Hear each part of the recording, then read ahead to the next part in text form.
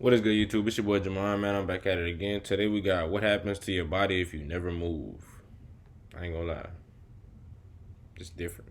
But if you're new to the channel, make sure to drop a like, comment, and subscribe, man. Subscribe to the channel. But let's get right into it. Meet Jack. Jack is a master of the art of idleness. He's a slouch without a cause, a slug without a place to go. Jack really doesn't want to move. And with a phone full of apps to address his extreme laziness, he doesn't really have to. But what's going to happen to Jack over time? Well, things are going to go very badly for him. The horror will emerge slowly, but in time he's going to suffer all kinds of unimaginable things. As for the end, it won't be easy to watch for those around him. We very much doubt that there's ever been a person like Jack that just decided one day that he was never going to move from one spot again. Nonetheless, there have been plenty of people in the world who ate so much, a crane and a bulldozer were required to get them out of their house. Food did this, but also a lack of movement. We'll come back to some of those people later. You wouldn't necessarily turn into a Jabba the Hutt type character if you decided not to move for quite a while. But the fact is, if you had a regular diet, the total lack of exercise would very likely result in weight gain.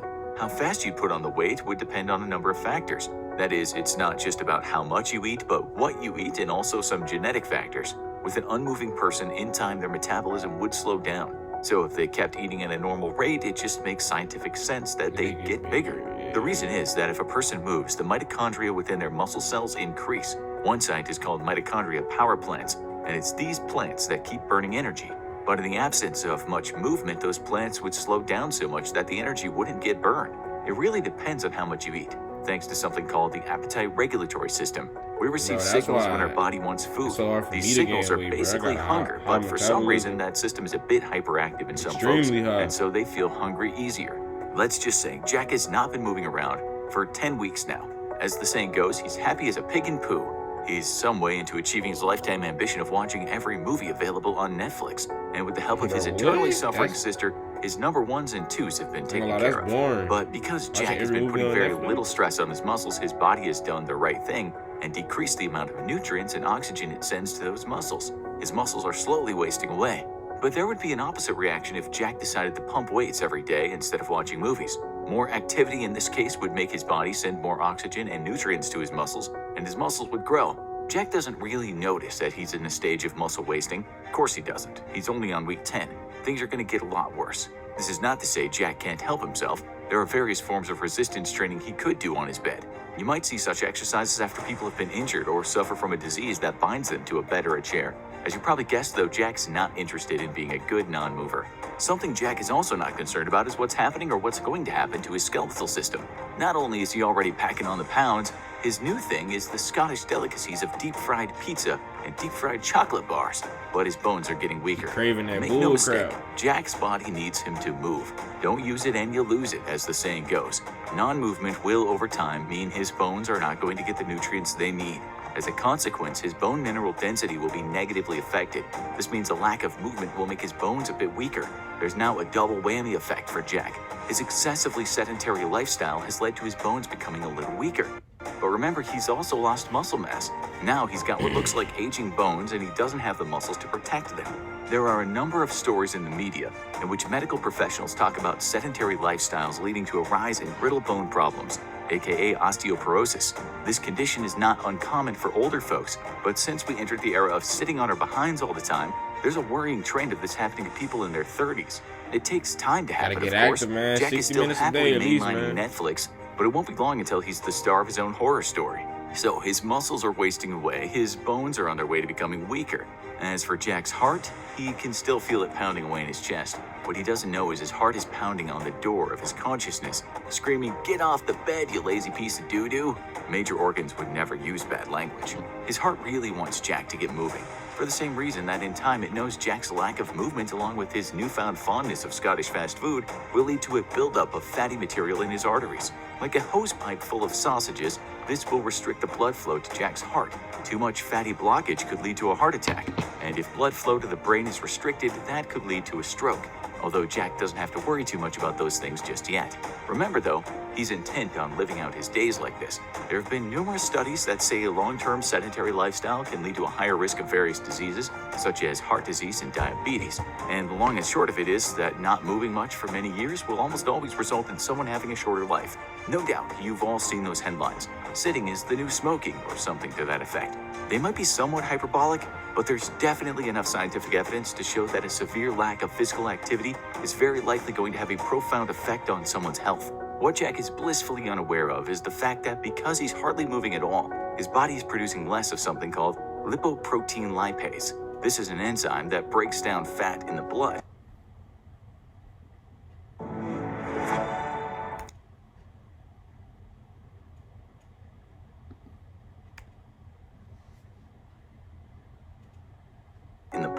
If you move around a fair bit, you'll produce enough of it.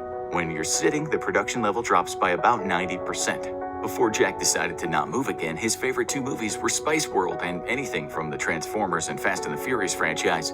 We don't want to upset anyone here, but we're going to say that Jack's taste in movies could be indicative of his being lacking in intelligence. Jack thought Game of Thrones was based on a true story. Anyway, he's not the sharpest tool in the proverbial toolbox, but what he doesn't know is that he's getting dumber. The lack of movement has led to a decrease in something called the brain-derived neurotrophic factor, or BDNF. This stuff grows neurons in the brain. Scientists say it's related to learning and memory, so it's good to keep it flowing. Just keep it moving and it should go. There's also some evidence that lack of physical activity can lead to a reduced cognitive function overall. You could argue, though, and you'd be right, that instead of watching Spice World on repeat for an entire week, Jack endeavored to get through a history of Western philosophy, and if he went on doing stuff like that, his brain and intelligence would likely be okay. That is true, but it doesn't mean that the lack of activity wouldn't affect how he understands difficult books. There's a paper in the Journal of Comparative Neurology that discusses what happened to the brains of rats when they were forced to do what Jack did. The other groups of rats ran around on wheels and generally had a good old time. Okay, humans aren't rats, and no two rats are alike. But the scientists believe that what happened to the sedentary rats can be used as a model for humans. The result was that the Spice World-loving rats had something called an overactive sympathetic nervous system. This can be bad, and has been known to be a cause of heart disease and high blood pressure. In short, the absence of much movement at all is very likely not great for your thinking organ. It's also terrible for your blood pumping organ. Your lungs won't love you for it either. There's tons of evidence that says sitting around all day gives a person more chance of developing a clot in their lungs. This is called a pulmonary embolism, which means a clot somewhere in the blood travels up into the lungs. In one study, it was found that people who sat for 6 or more hours a day for 18 years had double the chance of developing a pulmonary embolism. Okay, you might think that sitting all day is worth the risk of such a clot, but we should tell you that they are pretty serious. If not treated, 30% of sufferers will die. Even when treated, 8% of sufferers will die from one. Now we've come to another juncture. We are going to fast forward in time and imagine that Jack has put in his 10 years of not getting off his bed. While Jack is fictional, sadly the web provides ample stories of people who have lived like Jack, and so we can assume that what happened to them could easily happen to him. Let's take the story of a British man named Paul Mason. He used to be the fattest man in the world at one point, weighing 1,120 pounds. Mason had an eating habit that would put an elephant to shame, but he also had a reason. In the way of a traumatic childhood and subsequent depression. This led to outstanding binge eating in his 20s, which meant he ballooned like Jack and he wasn't able to go anywhere. Even when he went to the hospital, he had to be hoisted from his bed. Not long ago, he lost much of his weight after having surgery, but after that, he still spent much of his time in hospitals. He had 8 stomach hernias and had to have many operations in his knees and hips. Unfortunately, we can't find much more about other problems, but you can be sure there were many. We know this because of what happened to many other people that were bedbound. For instance, look what happened to the American woman named Carol Yeager.